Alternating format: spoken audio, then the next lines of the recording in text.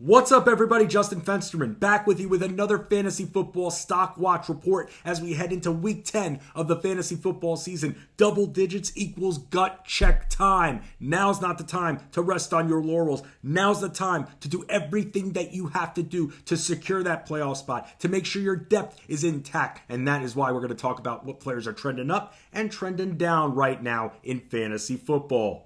First, let's start with players trending up. JEUDY. We've seen improvements and further growth in Drew Lock's game, and while Lock has been producing at a high level over the last 2 weeks, JEUDY has been targeted 24 times in those 2 games. And while I'm sure fantasy players would love JEUDY to get into that end zone more often than he has, his recent target bump has also given him a yardage boost as well.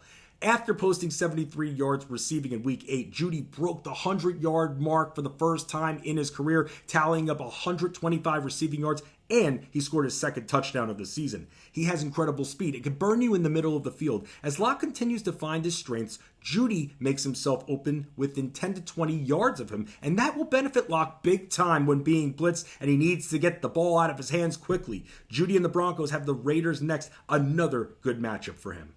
Next up, we have ENGRAM. ENGRAM is a perfect example of why we should be focusing more on targets over touchdowns. The tight end position has been so hard to figure out this year. It's almost like the Rubik's Cube. But ENGRAM has been targeted 64 times in the Giants offense. ENGRAM is actually ranked 3rd when it comes to tight end targets behind Travis Kelce and Darren Waller. He's received the most targets in this Giants offense. Yes, more targets than DARIUS SLAYTON. ENGRAM has been targeted at least 9 times in his last 3 games, catching at least 5 balls. He's not a deep threat unlike SLAYTON, and what we've seen from Daniel Jones, though, ENGRAM investors need to bask in that. He's among the safest of the Giants' receiving weapons at this point. Finally, trending up, Curtis Samuel. Don't let the numbers deceive you, as not all of Samuel's production has been in the air. He's actually rushed in 2 touchdowns in his last 3 games. The streak was broken with the return of Christian McCaffrey. However, McCaffrey could be back on the shelf again, and while Mike Davis will be the main beneficiary,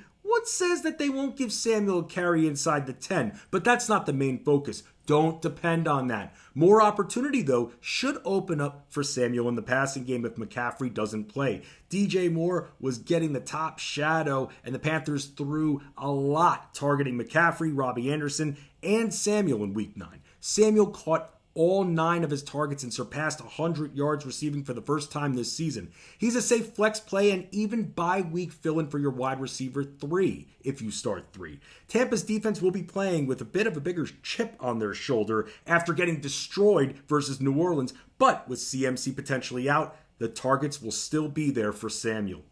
Now players trending down. Mike Evans. Mike Evans making this list shouldn't be surprising. The guy mainly produces when Chris Godwin is out. Well, not only is Chris Godwin healthy, but the Buccaneers have also added Antonio Brown to their already crowded core that includes Rob Gronkowski, Scotty Miller, and the running backs Ronald Jones and Leonard Fournette, who will catch passes as well. They should be able to put up a good amount of points versus Carolina in Week 10, as they posted 31 against them in Week 2, and while Evans was dominant in that game, times have changed, as have health statuses, and there are just too many mouths to feed in Tampa. Evans has had 4 games in which he's been targeted just 4 times or fewer. He needs an injury at this point in order to be mega productive. And no, he isn't a good trade target at this point. He is very dangerous, and we need to wait and see if we can find that consistency. Next up, Melvin Gordon. We've seen a pretty big drop-off from Gordon since the Broncos returned from their bye. It's gotten to the point where he's virtually in a 50-50 carry split with Phillip Lindsay. Gordon hasn't been very effective on the ground in the last few weeks, and he's not being used consistently enough in the passing game. Over his last 4 games, his targets have been 3, 4, 7, and 1. This is a very prove-yourself week for not only Gordon, but for the Broncos coaches as well, because you can run against the Raiders. They aren't good at stopping that run at all. Look at what Kalen Ballage did against them when Justin Jackson went down in Week 9. They should both be able to get at least carries, but with the split we've been seeing between the two, it really gives off an unsettling vibe heading into what should be a smash spot for the Broncos run game. 10 carries is certainly not a guarantee. Finally, we have Darius Slayton. Slayton was brought up before, and while Daniel Jones will try to hit him deep, Sterling Shepard being back in the mix lowers Slayton's ceiling. Investors have to rely on a deep pass for a touchdown in order for Slayton to make weight when it comes to production. We have to question whether or not Daniel Jones will have enough time to air it out to him. In his last 4 games, Slayton has been targeted more than 4 times just once. He has 3 touchdowns on the year. The fact that we have to rely on deep passes exclusively makes him a risky wide receiver 3. He's a fill-in flex at best at this point on an if-needed basis. Last time out versus Philly, Slayton was held to just 2 catches for 23 yards on just 3 targets. Yikes.